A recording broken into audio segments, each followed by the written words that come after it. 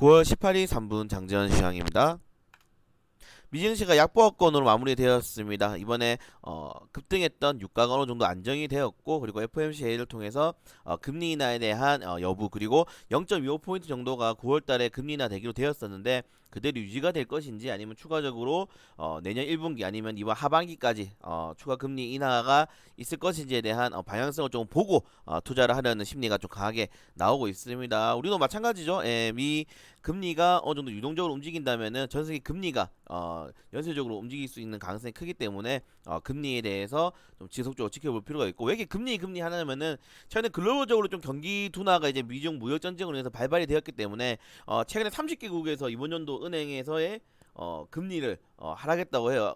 우리나라도 마찬가지죠. 그렇기 때문에 트럼프 대통령 같은 경우에는 제로 금리를 해야 된다. 이 금리, 이 환율을 더 이상 못 따라간다. 그런 강한 정책을 펼치고 있기 때문에 이번 연도에 이어서 내년까지 금리에 대한 리스크는 지속적으로 나올 것이라고 생각이 됩니다. 그리고 오늘 우리나라가 일본을 이제 100세 국가에서 제외했죠. 이 최근에 일본이 우리나라 화이트리스트에서 제외한 것에 대한 보복으로 개정안 이제 시행했는데 큰 이 전에 나온 것들랑 틀의 차이는 없습니다. 어느 정도의 내용 자체는 일본이 화이트리스트 제외에 대한 이걸 다시 한번 더 재고를 한다거나 아니면은 대화를 신청하게 된다면은 언제든지 열려 있다라는 좀 보복에 대한 보복으로 보시면 될 것 같고, 추가적으로 여기에 따라서 일본이 어떤 식으로 대응하는지 따라서 이제 실질적으로 우리나라 뭐 증시라든가 아니면 기업들에 대한 이 다시 한번 더 리스크가 생길 것 같으니까 이 점 꾸준히 지켜보시는 게 좋을 것 같아요. 그리고 아까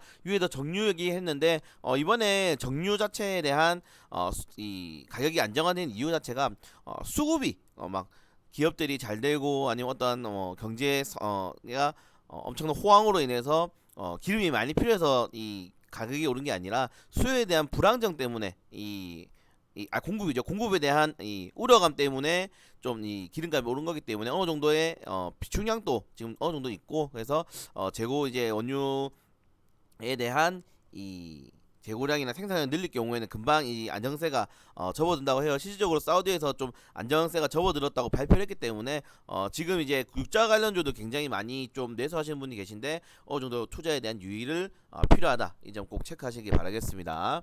자, 그리고 갤럭시 폴드에 대한 이슈가 굉장히 강합니다.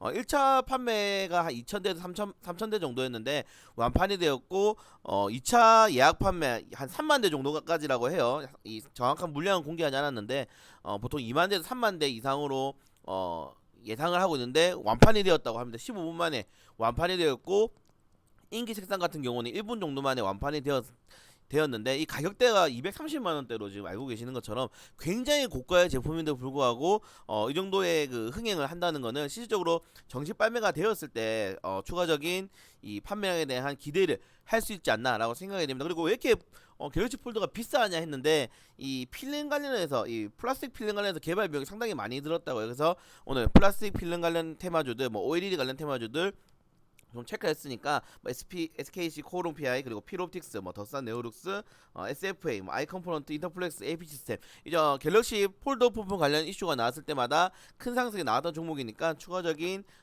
체크를 꾸준히 해놓는 게 좋을 것 같습니다. 그리고 오늘 이제 인보사 관련해서 또 이슈가 나왔는데 이번 이 26일에 미국에서 FDA에서 인보사 관련 임상 3상에 대한 제기를 할 것이냐 아니면은 지속적으로 중단할 것이냐에 대한 이슈가 나온다고 합니다. 여기 따라서 정말 상장 폐지에 대한 어떻게 보면 무게가 많이 길 것이라 생각되기 때문에 뭐 코롱 제가 말씀드렸듯이 상장 폐지 자체가 기간이 굉장히 길어요. 이게 심사하고 재심하고 뭐 이의 신청하고 이런 게 되기 때문에 아마 여기에 따라서 판가름이 날 것 같습니다. 만약 미국에서 인보사 관련해서 임상을 중단해버려서 끝내버리면은 우리 이 코롱 측에서 더 이상 어떻게 이의 신청할 건덕지가 많이 없거든요. 그리고 코오롱 같은 경우는 지금 인보사 관련해서 600억 가량의 소송까지 걸려있기 때문에 이번 26일의 결과에 따라서 코오롱 그룹주들에 대한 전반적인 결과가 방향성 말 그대로 정말 최악의 상황으로 간다면은 코오롱 티슈진 그리고 뭐 코롱 생명과까지 정말 위험해질 수 있는 상황이 올 수 있습니다. 그래서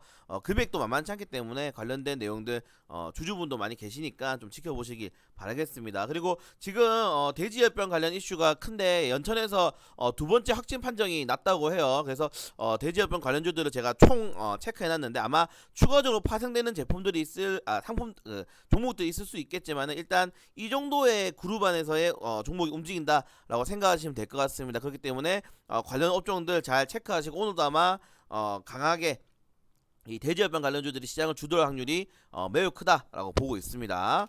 자, 오늘 뭐 이슈 같은 경우는 아시아 최대 뭐 인상시장 컨퍼런스가 개최가 되고 뭐 스마트 팩토리 컨퍼런스도 개최가 된다고 해요. 그리고 뭐 라낙스라는 종목의 신규 상장도 있고 이슈들이 굉장히 많지만 아마 대지열병이 묻힐 가능성이 매우 큽니다. 하지만 이런 이슈들은 좀 오늘 상승이 하지 못한다면은 추후에 상승할 가능성이 있기 때문에 항상 이런 일정들을 기본적으로 체크하시는 것이 가장 중요하다 이제 말씀드리고 싶습니다. 자, 어제 그 무더기 상한가가 나오면서 개인 투자들이 좀 많이 수익을 많이 보셨는데 좋습니다. 이렇게 테마주가 형성이 되는 건 좋지만은 제가 좀 말씀드린 중장기적으로는 빨리 대지열병 관련해서 이슈가 잡히는 것이 국가에 대한 좀 안정성을 입증할 수 있기 때문에 일단 뭐 농가분들에 대해서 좀 화이팅 하시길 여러분도 바라시겠고, 하지만 우리는 관련주들을 꾸준히 추격을 할 겁니다. 그래서 일정이라든가 이슈 그리고 대지열병 이슈도 꾸준히 정보를 제공해 드릴 테니까 투자하실 때 많은 도움 되시길 바라겠고, 최근 날씨가 많이 쌀쌀해졌는데